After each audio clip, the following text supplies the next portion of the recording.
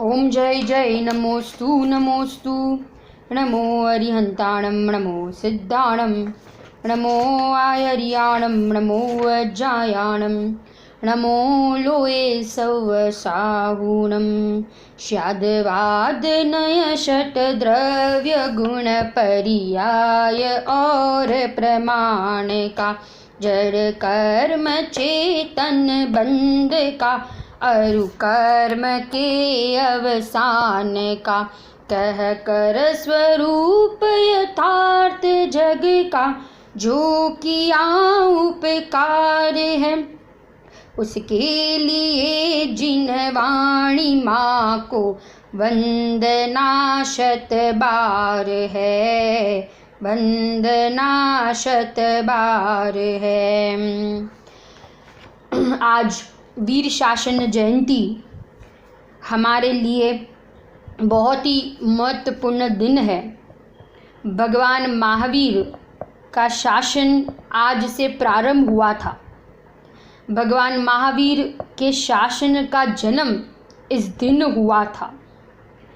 तीर्थंकर उसे ही कहते हैं जो धर्म तीर्थ का उपदेश देते हैं। तीर्थंकर उसे ही कहते हैं जो धर्म तीर्थ का उपदेश देते हैं। जिसके द्वारा तीरा जाए उसे तीर्थ कहते हैं। तो तीर्थ कौन है? भगवान आत्मा तीर्थ है, रत्नत्रय तीर्थ है, और उपचार से कहे तो तीर्थ क्षेत्र को भी तीर्थ कहते हैं। इनसे तीरा जाता है इसलिए इनको तीर्थ कहते हैं। और ऐसे तीर्थ के जो कर्ता होते हैं उनको तीर्थंकर कहते हैं।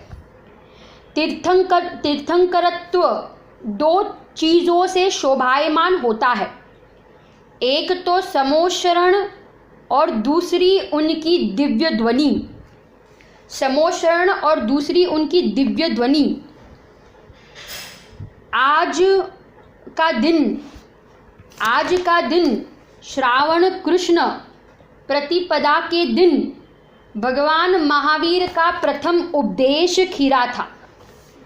भगवान महावीर वैशाख शुक्ल दशमी के दिन उनको केवल ज्ञान की प्राप्ति हुई थी। तीर्थंकरों के लिए एक नियम होता है कि तीर्थंकर जब मुनि अवस्था में होते हैं तो वे उपदेश नहीं देते हैं, वे मौन रहते हैं। वैशाख शुक्ल दशमी के दिन उनको केवल ज्ञान हुआ। किनको? महावीर भगवान को। 12 वर्ष तपस्या करने के बाद 4 घाती कर्मों का नाश किया और अनंत चतुष्टय की उनको प्राप्ति हो गई। परंतु 24 तीर्थंकरों में से 23 तीर्थंकरों को तो जिस दिन केवल ज्ञान हुआ उसी दिन उनकी ओम ध्वनि खरी, उसी दिन उनकी ओम ध्वनि खिरी। परंतु महावीर भगवान के साथ ऐसा नहीं हुआ। तो क्या हुआ था महावीर भगवान के साथ? तो कहते हैं जब महावीर भगवान को केवल ज्ञान हुआ तो उस दिन उनकी दिव्य ध्वनि नहीं खिरी। मात्र उसी दिन नहीं, परंतु 1 दिन गया, 2 दिन गए, 3 दिन गए, 4 दिन गए, ऐसे करते करते 65 डेज निकल गए। और 66 दिन के बाद 66वां दिन आया तो इंद्र को विकल्प आया। क्या विकल्प आया? कि भक्त भी है समोशरण में, सभा भी है और भगवान भी है, तो भी भगवान की वाणी क्यों नहीं खिर रही है? ऐसा इंद्र को विचार आया। तब उन्होंने अवधि ज्ञान लगाया और अवधि ज्ञान लगाते ही उन्होंने जाना कि यहाँ गणधर की उपस्थिति नहीं है। और उन्होंने ये भी जान लिया कि जो ये गणधर बनने वाले हैं इंद्रभूति गौतम, वे ये समोशरण में तो नहीं है, यहाँ से बाहर है, परंतु वे जैन भी नहीं है, वे ब्राह्मण है।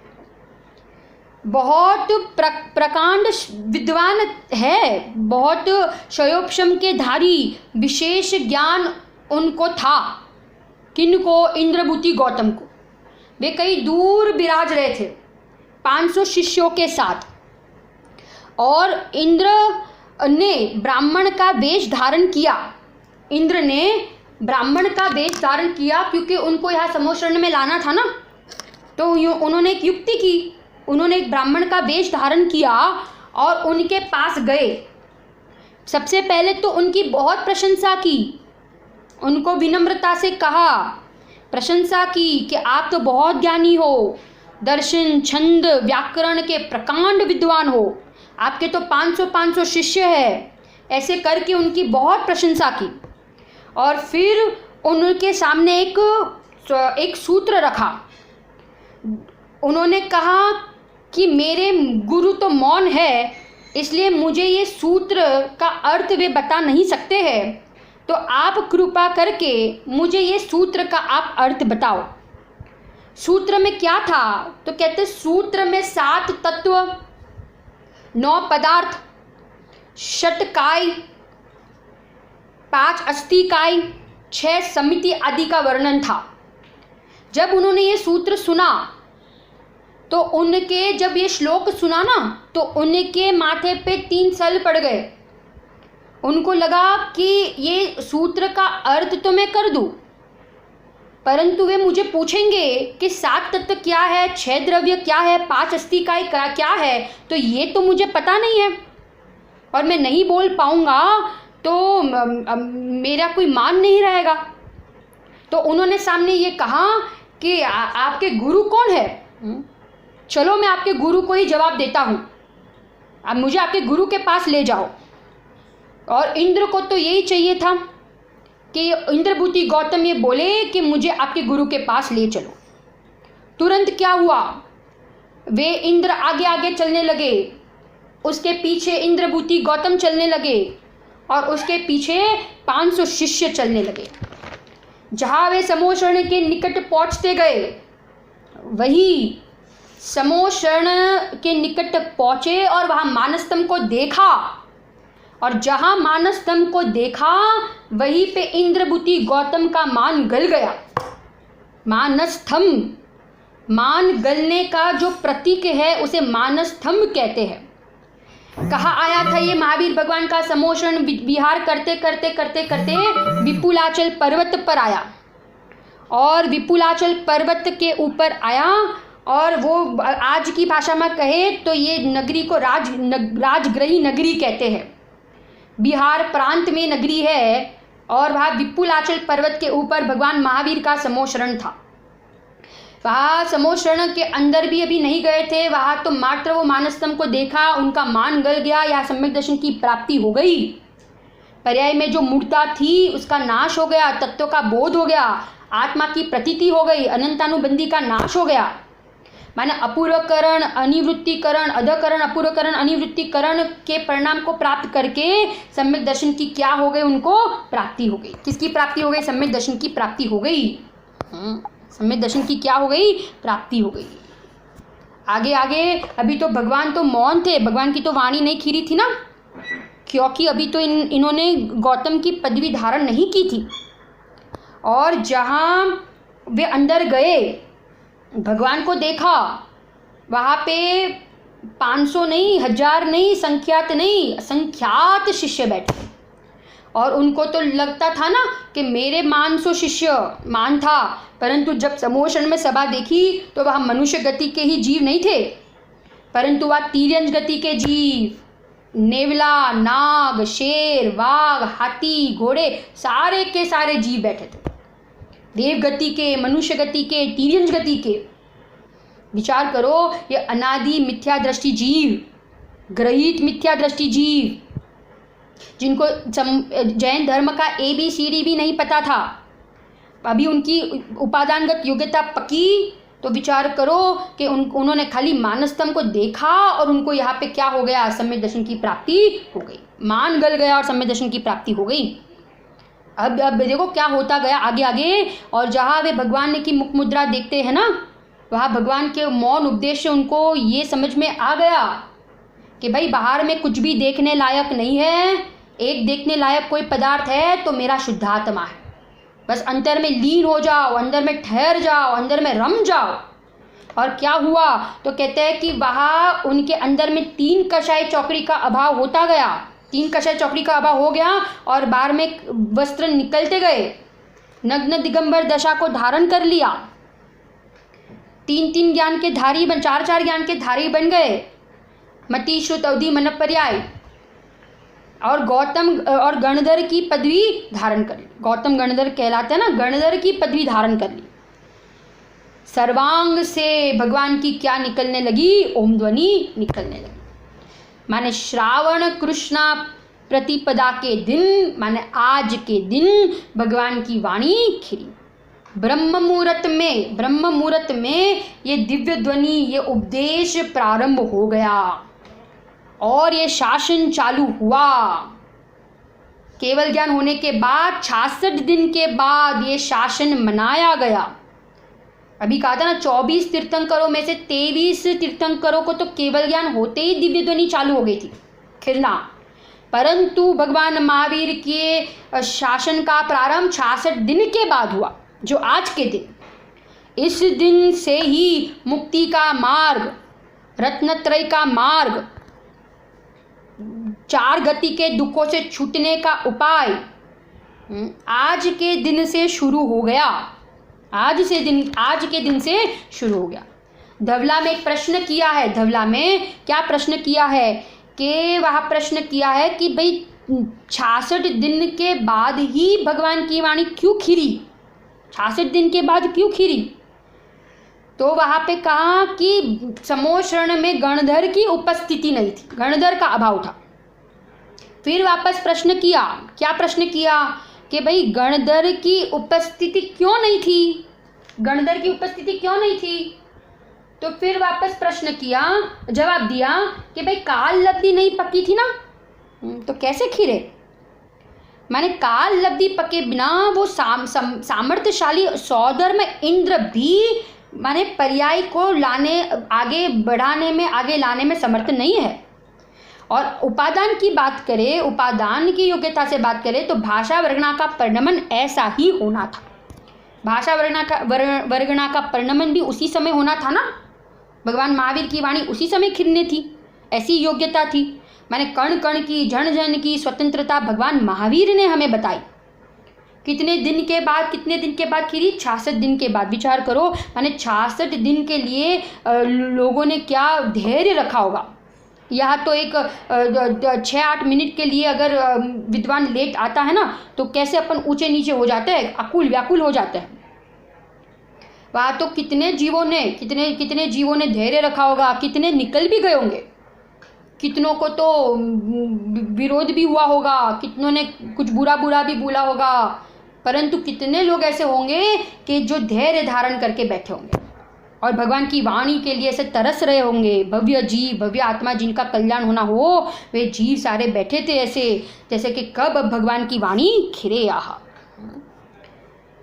भगवान की वाणी खिरे। आप विचार करो, माने पर्याय कब पलट जाए, पर्याय कब बदल जाती है पता ही नहीं चलता। कोई पर्याय का भरोसा नहीं है, कब किसको रुचि हो जाए, कब कौन मार्ग ये मार्ग में लग जाए। इसलिए कहते हैं ना, किसी को पर्याय दृष्टि से मत देखो। गुरुदेव कहते थे ना, मैं कोई ने पर्याय दृष्टि थी जोया होय तो मने माफ़ करी देजो। मैंने किसी को पर्याय दृष्टि से देखा हो तो मुझे माफ़ कर देना। सब बदा भूलेला भगवान छे, હું પરમાત્મા છું એમ નક્કી કર, હું પરમાત્મા છું એમ નિર્ણય કર અને હું પરમાત્મા છું એમ અનુભવ કર। आज का दिन कितना महत्वपूर्ण दिन है कि अगर भगवान महावीर का ये शासन चल रहा है, जिनके निमित्त से हमें ये सारे सिद्धांत मिले, जिनके निमित्त से हमें कर्ता कर्म की भ्रांति तुड़ाई, जिनके निमित्त से हमें अकर्ता स्वभाव की दृष्टि कराई, जिनके निमित्त से हमारे नरक और निगोद के द्वार बंद हो गए, जिनके निमित्त से पंच परावर्तन का नाश हो गया और जिनके निमित्त से हम सब मोक्ष मार्ग में लग गए। भगवान महावीर की दिव्य ध्वनि में ये सार आया कि एक सारभूत कोई पदार्थ है जगत में तो वो मेरा त्रिकाली ध्रुव भगवान आत्मा है। वो कौन है? मेरा त्रिकाली ध्रुव भगवान आत्मा है। आज के दिन शासन माने क्या? शासन माने उपदेश। शासन माने क्या? शासन माने उपदेश। संबंधभद्र आचार्य देव ने कहा है ना, संबंधभद्र आचार्य देव ने कहा है कि हे महावीर भगवान के ऊपर तो वे बहुत प्रभावित थे। वे कहते थे कि हे महावीर भगवान, मैं आपके ऊपर इसलिए प्रभावित नहीं हूँ कि 100 इंद्र आकर आपके चरणों में झुकते हैं, 64 चबर ढोड़ते हैं, है ना, देवताओं आके नमस्कार करते हैं, सोने की सीढ़ियाँ होती है, 500 धनुष ऊपर समोषण लगता है, इसीलिए मैं आपसे प्रभावित नहीं हूँ। परंतु हे भगवान, आप तो वीतरागी और सर्वज्ञ हो, आप तो वस्तु की स्वतंत्रता बताते हो, आप तो कण कण की स्वतंत्रता बताते हो। आप बताते हो कि पूर्व पर्याय का व्यय होता है, नवीन पर्याय का उत्पाद होता है, और ध्रुव तो ध्रुव रूप से बना रहता है। ध्रुव तो ध्रुव रूप से बना रहता है, मैंने सबका आधार एक त्रिकाली ध्रुव भगवान आत्मा। इसीलिए भगवान मैं आपको पसंद करता हूँ। राजेंद्र जी पंडित जी बात कहते हैं, जिनको एक भगवान पसंद आ गए उनको सारे भगवान पसंद आ गए, और जिनको एक भगवान की विराधना हो गई उनको सारे भगवंतों की विराधना हो गई। मैं जाननहार तत्व हूँ, ये भगवान की वाणी में आया। सम्यक दर्शन कैसे होता है, उसका उपाय क्या है, ये भगवान की वाणी में आया। शासन समझ में आ रहा है? शासन माने उपदेश, शासन माने क्या? शासन माने दिव्य ध्वनि। भगवान की आज दिव्य ध्वनि खिलना चालू हो गया। माने कितने लोग, असंख्य लोग, अनंत जीव ये वाणी को सुनकर मुक्ति को प्राप्त करेंगे और करते रहेंगे। कर रहे थे, कर रहे हैं और करते रहेंगे। भगवान महावीर का शासन चल रहा है। हम कहते हैं ना, ये कौन, किसका शासन है? भगवान महावीर का शासन। कर्ता बुद्धि का नाश कराया। किसका नाश कराया? कर्ता बुद्धि का नाश कराया। होता है, कहते हैं ना, होता जगत स्वयं परिणाम, मैं जग का करता क्या काम, मैं जग का करता क्या काम। हम क्यों ये वीर शासन जयंती मनाते हैं? वीर माने समझ में आया? वीर माने क्या? वीर माने कौन? वीर माने महावीर भगवान। तो मुझे वीर बनना है ना, मुझे वीर बनना है तो महावीर भगवान ने जो उपदेश दिया है उस उपदेश का हम अवलोकन करें, उस उपदेश को हम जीवन में उतारें, उस उपदेश का हम अनुसरण करें, तो हम नियम से हम भी अपनी पर्याय में क्या बन जाएंगे? वीर बने बिना रहेंगे नहीं। ख्याल आ रहा है? वीर बनने का वीर कैसे बन सकते हैं? वीर कैसे बन सकते हैं कि हम भी क्या करें कि महावीर भगवान ने जो हमें उपदेश दिया उस उपदेश को हम भी अपने जीवन में अपनाएंगे तो हम नियम से वीर बन सकते हैं। वीर शासन जयंती, वीर शासन, महावीर भगवान का आज शासन प्रारंभ हुआ। अब कहते हैं कि उस समोश्रण में जो इंद्रभूति गौतम गणधर बने, उनके ही छोटे भाई जिनका नाम था अग्निभूति। क्या नाम था उनका? अग्निभूति। तो वे भी 500 शिष्य के गुरु थे, उनके भी 500 शिष्य थे। उनको भी ऐसा था कि भाई मेरे जैसा कोई नहीं है ना। और जब उनको पता चला कि उनके बड़े भाई, जब उनको पता चला, क्या पता चला कि मेरे बड़े भाई का कोई और गुरु बन गया है और वे किसी और के शिष्य बन गए हैं, तो उनको तो बहुत टेंशन हो गया। उनको तो लगा कि मेरे भाई को किसने ठग लिया। और तुरंत वे कहाँ पहुँच गए? वे भी कहाँ गए? वे भी समोश्रण में गए, महावीर भगवान के पास गए, ओम ध्वनि सुनी। और जहाँ वे ओम ध्वनि सुनी तो वहाँ सुनते ही उन्होंने भी ये दिगंबरत्व धर्म को धारण कर लिया। मात्र इतना नहीं, सम्यक दर्शन की प्राप्ति कर ली। सम्यक दर्शन की प्राप्ति ही नहीं परंतु मुनि दशा अंगीकार कर ली। मुनि दशा अंगीकार ही नहीं परंतु 3 ज्ञान, 4 ज्ञान के धारी और गणधर बन गए। किनके? महावीर भगवान के। माने ये अग्निभूति जो थे, ये अग्निभूति थे ये महावीर भगवान के दूसरे गणधर। कौन थे ये? महावीर भगवान के दूसरे गणधर बने। उन्होंने भी ये धर्म अंगीकार कर लिया, गणधर बन गए। तीसरे भाई थे उनके, और एक भाई था। कौन था? उनका नाम क्या था? तो कहते वायुभूति। वे छोटे भाई थे, अग्निभूति से भी और छोटे, वायुभूति। अब उनको पता चला कि उनके 2 भाइयों को किसी ने ठग लिया। 2 भाइयों के भी कोई और गुरु बन गए, वे किसी और के शिष्य बन गए। तो फिर वे भी गए, कहाँ गए, समोशरण में गए देखने कि कौन है ये भगवान महावीर, किसके ये गुरु बन गए हैं, कौन है इनके गुरु। देखने गए तो वे उनके साथ भी वैसा ही हुआ। वे भी जहाँ भगवान की वाणी सुनने लगे, क्योंकि वाणी तो चालू हो गई थी ना, ओम ध्वनि चालू हो गई थी खिरना। तो वहाँ जहाँ उन्होंने भी ये भगवान की वाणी खिर रही थी सुनी, तो उनको भी यही दशा हो गई, उनकी भी यही हालत हो गई। क्या हो गई दशा कि उन्होंने भी सम्यक दर्शन की प्राप्ति, मुनि दशा अंगीकार कर लिया है ना, और 3 कषाय चौकड़ी का अभाव करके, भावलिंगीपना धारण करके 4 ज्ञान के धारी, रुद्धियों के धारी, गणधर की पदवी धारण कर ली। माने ये बने महावीर भगवान के तीसरे गणधर। कौन बने ये महावीर भगवान के तीसरे गणधर बने। माने ये कहते हैं कि हम किसको बुरा देखें और किसको अच्छा कहे, किसको बुरा कहे। कोई बुरा नहीं है, कोई व्यक्ति बुरा नहीं है, क्योंकि कब किसकी पर्याय पलट जाए किसी को पता ही नहीं है। इसीलिए हमें हर क्षण सावधान रहना चाहिए। मैंने किसी को हम तिरस्कारी परिणाम से न देखें, तिरस्कारी भाव से न देखें, उस निगाह से न देखें, क्योंकि सारे लोग, सारे जीव, भगवान आत्मा है और भगवान की ओम ध्वनि में आया है कि पर्याय को गौण करके किसको मुख्य करो, द्रव्यों को मुख्य करो।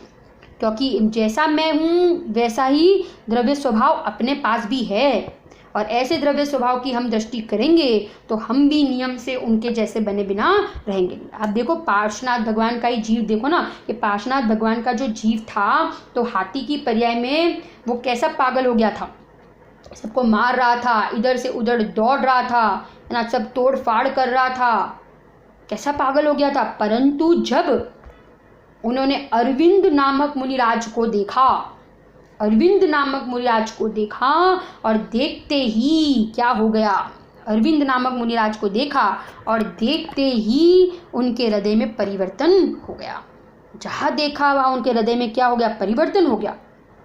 और नमस्तु कहकर उनके सामने विनम्रता से बैठ गया और कहने लगा कि हे मुनिराज, मुझे ये मोक्ष मार्ग को समझाओ। और उनको तो वहाँ पे उपदेश दिया। तो उस हाथी की पर्याय में ही पार्श्वनाथ भगवान को क्या हो गया, ये सम्यक दर्शन की प्राप्ति हो गई और श्रावक के व्रत अंगीकार कर लिए।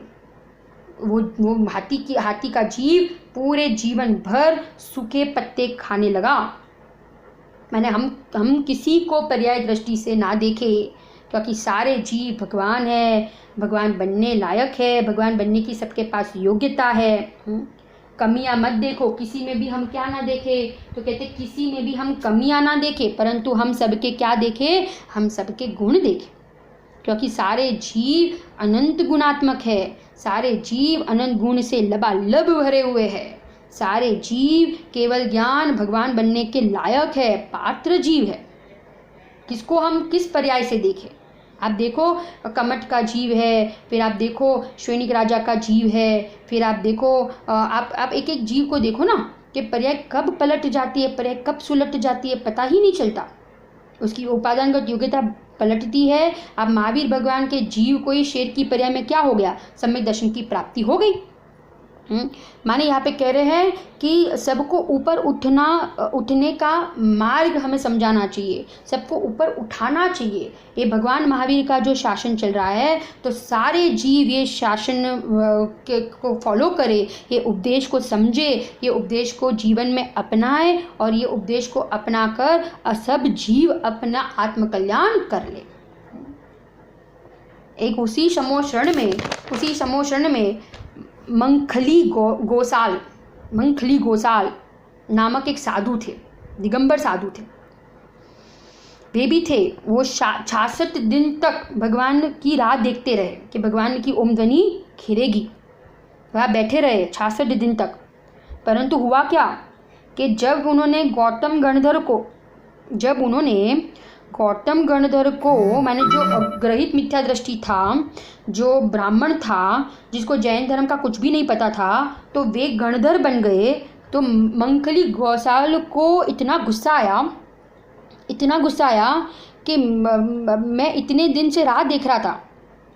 उसको ऐसा था कि मेरे जैसा प्रतिभाशाली कोई नहीं है, और मैं इतने दिन से राह देख रहा था, परंतु ओम ध्वनि नहीं छूटी। और ये जो जिनको जैन धर्म का कुछ भी नहीं पता था, और उसने गणधर की पदवी ले ली, और मेरी तो कोई वैल्यू ही नहीं है, मेरी कोई कीमत ही नहीं है, ऐसा ऐसा सब विचार करके, है ना, वहाँ पे विरोध करके वो वहाँ से निकल गया। और फिर वहाँ से निकल कर उसने क्या किया, उसने एक मत चालू कर दिया। जैसे महावीर भगवान के जीव ने मारीची की पर्याय में मत चालू किए थे ना, 363 मत चालू किए थे, 363। ऐसे ही इस जीव ने भी, मंखली गोसाल ने भी ऐसा एक मत चालू कर दिया।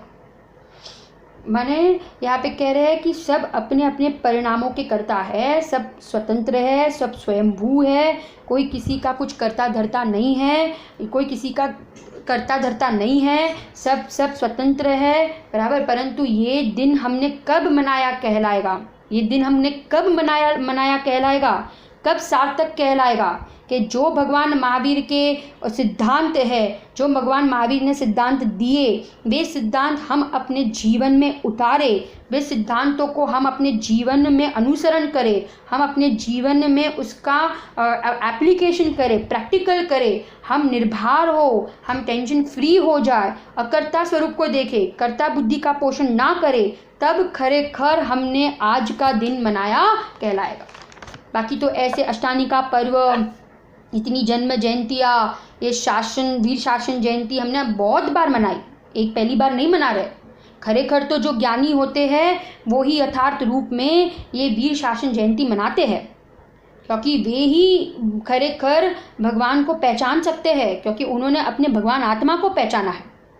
ऐसे या कह रहे हम इस दिन हम संकल्प करें कि हमें भी वीर बनना है, तो हम भी क्या करेंगे, वीर प्रभु ने जो तत्व हमें समझाया है, सिद्धांत समझाया है, अंतर्मुख होने का उपाय बताया है, बहिर्मुख होने की दृष्टि छुड़ाई है ना, कण कण की जो स्वतंत्रता बताई है, उस स्वतंत्रता को समझकर हम कर्ता बुद्धि का नाश करके हम अपने जीवन में हम अकर्ता स्वभाव की दृष्टि करें, और हम भी अनंत काल हम सब सिद्धालय में विराजमान हो जाए। ऐसी हम इस दिन क्या करें, हम भावना भाए।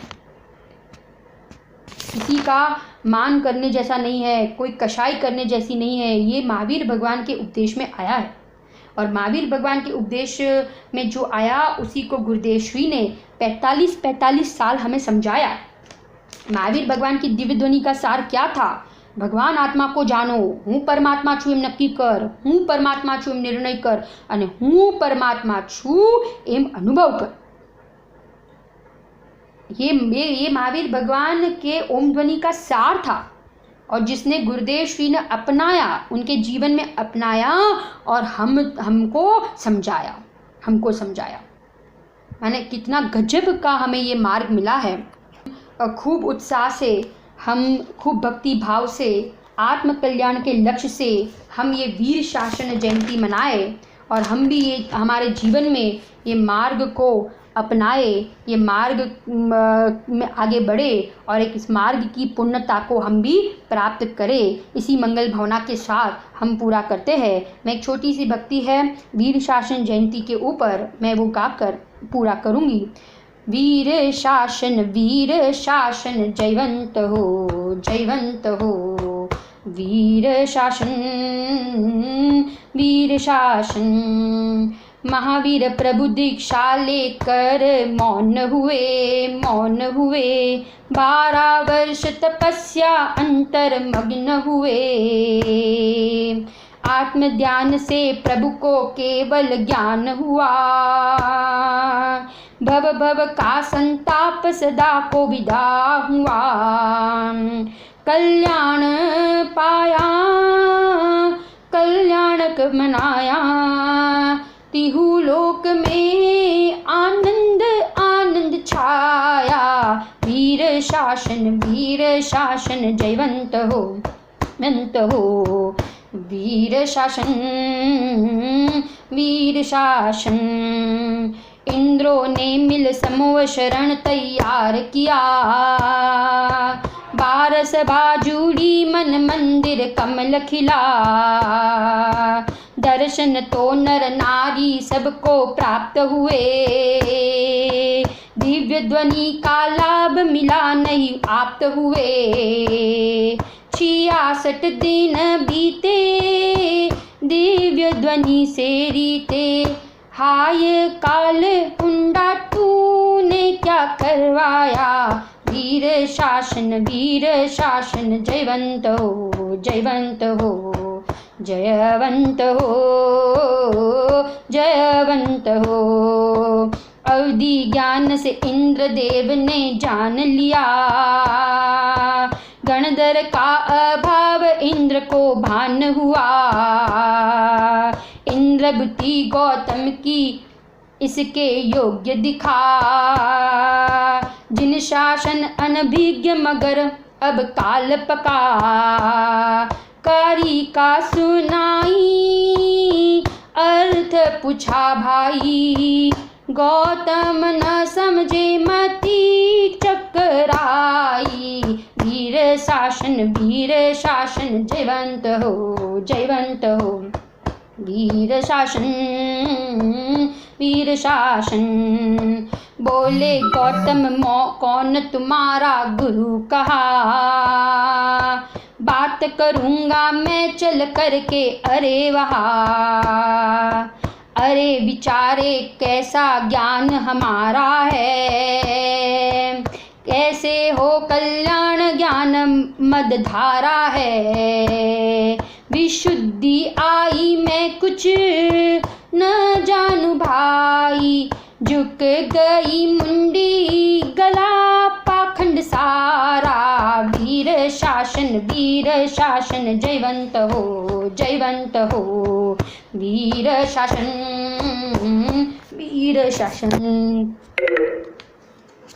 मानस्तंभ देखते गौतम चकराए, मान गला जिन प्रतिमा के दर्शन पाए। अंतर्मुख मुद्रालक आत्म ज्ञान हुआ, ज्ञान चेतना प्रगति आत्म भान हुआ। जय जय प्रभु बोले बंधन को खोले, चार ज्ञानधारी हुए गणधर पद पाया। वीर शासन जयवंत हो वीर शासन। गणधर पद पाते ही वाणी दिव्य ध्वनि खिरी, बीच गगन मंडल में गावो अजब जरी। सप्त शतक अष्टादश भाषा दिव्यमयी, हुए तृप्त कृतकृत्य भव्य गण ज्ञानमयी।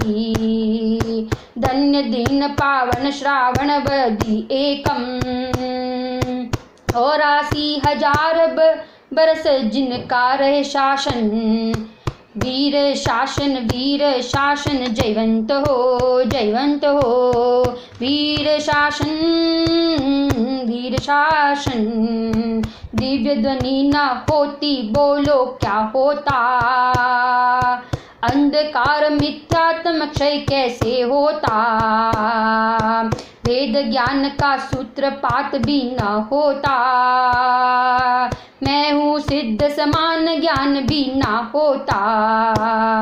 धन्य धन्य वाणी शिव सुखदानी, भव्यों ने मानी जिन वाणी। अरे वीर शासन जयवंत हो वीर शासन।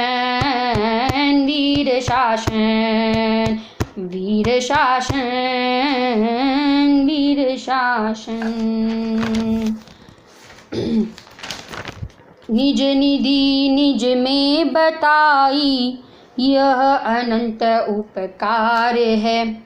इसके लिए जिन वाणी माँ को वंदना शत बार है, वंदना शत बार है।